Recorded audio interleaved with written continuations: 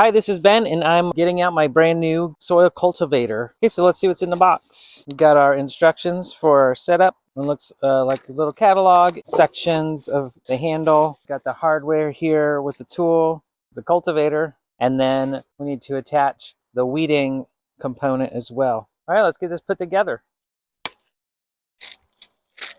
Okay, to assemble the parts, it's a little bit tricky. We need to put this tab right here, and then this will go on top, and then we'll put the bolt and the nut through both of those. The tricky thing is we need to do this on both sides at the same time. So let's see if we can manage this. Got the bolt pushed through on one side. Let's finger tighten the nut so that will not fall off. Now I will get the bolt in on this side. Just kind of got to line up all the holes and get it pushed through. Perfect. Washer and the nut. And the kit did come with a hex wrench as well as this.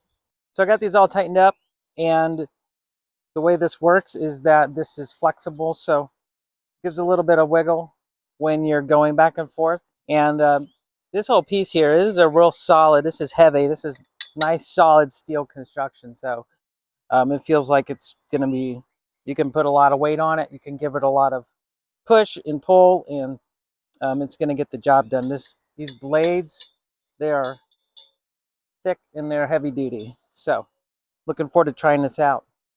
The next step is we're going to take this bottom piece of the handle. There's only one piece that has two holes in it. We're going to stick it down in here and attach it with the included bolts and nuts. We have that attached now.